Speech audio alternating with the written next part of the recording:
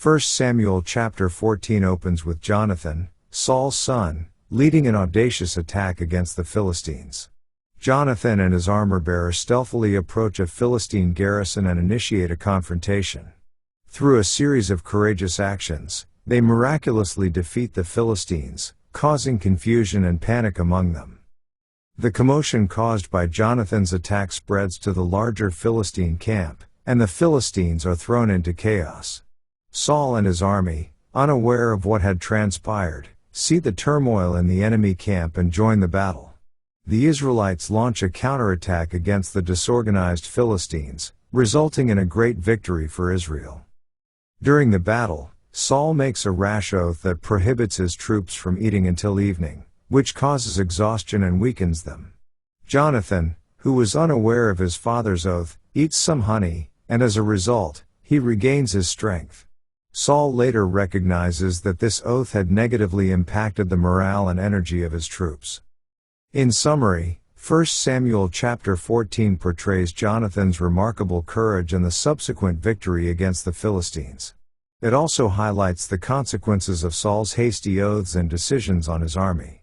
This chapter serves as a significant moment in the ongoing conflict between the Israelites and the Philistines, showcasing the heroism of Jonathan and the challenges faced by Saul as king. Let's now read 1 Samuel chapter 14.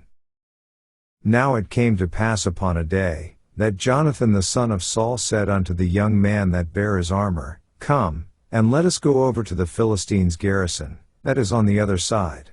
But he told not his father. And Saul tarried in the uttermost part of Gibeah under a pomegranate tree which is in Migron. And the people that were with him were about 600 men.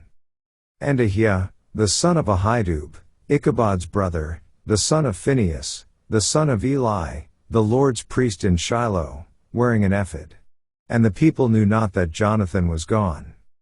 And between the passages, by which Jonathan sought to go over unto the Philistines' garrison, there was a sharp rock on the one side, and a sharp rock on the other side, and the name of the one was Bozez, and the name of the other Seneh.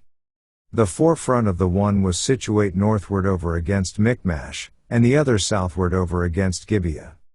And Jonathan said to the young man that bare his armor, Come, and let us go over unto the garrison of these uncircumcised. It may be that the Lord will work for us, for there is no restraint to the Lord to save by many or by few.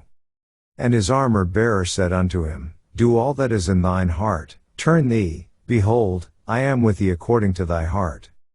Then said Jonathan, Behold, we will pass over unto these men, and we will discover ourselves unto them. If they say thus unto us, Tarry until we come to you, then we will stand still in our place, and will not go up unto them. But if they say thus, Come up unto us, then we will go up, for the Lord hath delivered them into our hand, and this shall be a sign unto us. And both of them discovered themselves unto the garrison of the Philistines, and the Philistines said, Behold, the Hebrews come forth out of the holes where they had hid themselves. And the men of the garrison answered Jonathan and his armor-bearer, and said, Come up to us, and we will show you a thing.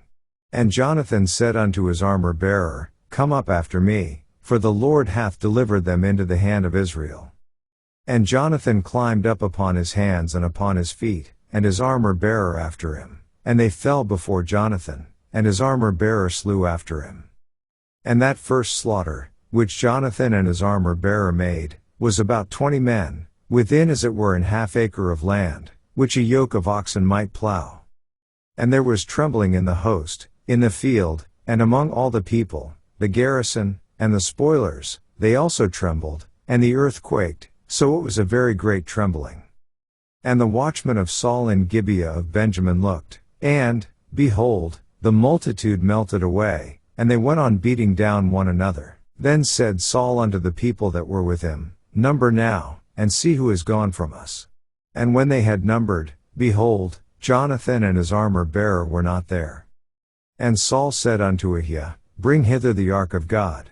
For the ark of God was at that time with the children of Israel. And it came to pass, while Saul talked unto the priest, that the noise that was in the host of the Philistines went on and increased, and Saul said unto the priest, Withdraw thine hand. And Saul and all the people that were with him assembled themselves, and they came to the battle, and, behold, every man's sword was against his fellow, and there was a very great discomfiture.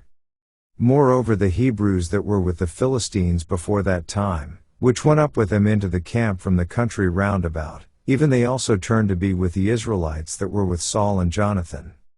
Likewise all the men of Israel which had hid themselves in Mount Ephraim, when they heard that the Philistines fled, even they also followed hard after them in the battle. So the Lord saved Israel that day, and the battle passed over unto Bethaven. And the men of Israel were distressed that day, for Saul had adjured the people, saying, Cursed be the man that eateth any food until evening, that I may be avenged on mine enemies. So none of the people tasted any food. And all they of the land came to a wood, and there was honey upon the ground. And when the people were come into the wood, behold, the honey dropped, but no man put his hand to his mouth, for the people feared the oath.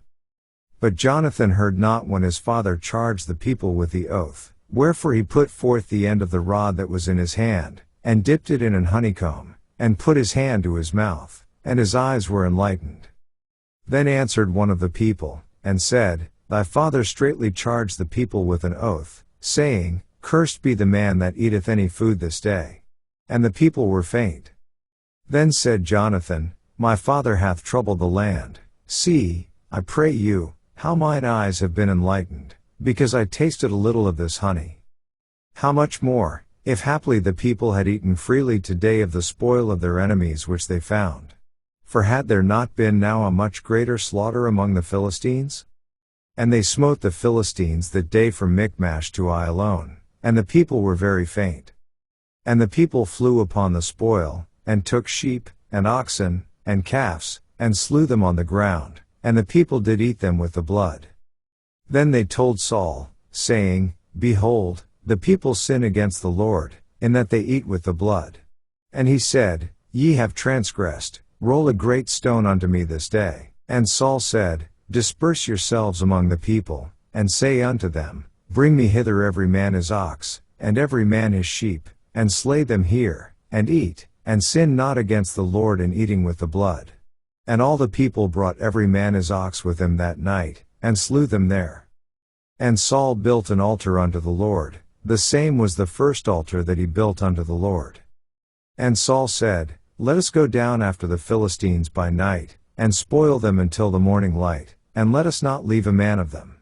And they said, Do whatsoever seemeth good unto thee. Then said the priest, Let us draw near hither unto God. And Saul asked counsel of God, Shall I go down after the Philistines? Wilt thou deliver them into the hand of Israel? But he answered him not that day. And Saul said, Draw ye near hither, all the chief of the people, and know and see wherein this sin hath been this day. For, as the Lord liveth, which saveth Israel, though it be in Jonathan my son, he shall surely die. But there was not a man among all the people that answered him. Then said he unto all Israel, Be ye on one side, and I and Jonathan my son will be on the other side. And the people said unto Saul, Do what seemeth good unto thee. Therefore Saul said unto the Lord God of Israel, Give a perfect lot. And Saul and Jonathan were taken, but the people escaped. And Saul said, Cast lots between me and Jonathan my son. And Jonathan was taken. Then Saul said to Jonathan, Tell me what thou hast done. And Jonathan told him, and said, I did but taste a little honey with the end of the rod that was in mine hand, and, lo, I must die. And Saul answered, God do so and more also, for thou shalt surely die, Jonathan. And the people said unto Saul, Shall Jonathan die, who hath wrought this great salvation in Israel? God forbid, as the Lord liveth, there shall not one hair of his head fall to the ground, for he hath wrought with God this day. So the people rescued Jonathan, that he died not. Then Saul went up from following the Philistines, and the Philistines went to their own place. So Saul took the kingdom over Israel, and fought against all his enemies on every side, against Moab, and against the children of Ammon, and against Edom, and against the kings of Zobah, and against the Philistines, and whithersoever he turned himself, he vexed them. And he gathered an host, and smote the Amalekites, and delivered Israel out of the hands of them that spoiled them. Now the sons of Saul were Jonathan, and Ishui, and Melchishua, and the names of his 2 daughters were these, the name of the firstborn Merab, and the name of the younger Mihal. And the name of Saul's wife was Ahinoam, the daughter of Ahimaaz, and the name of the captain of his host was Abner, the son of Ner, Saul's uncle. And Kish was the father of Saul, and Ner the father of Abner was the son of Abiel. And there was sore war against the Philistines all the days of Saul, and when Saul saw any strong man, or any valiant man, he took him unto him. This ends our reading of 1 Samuel chapter 14.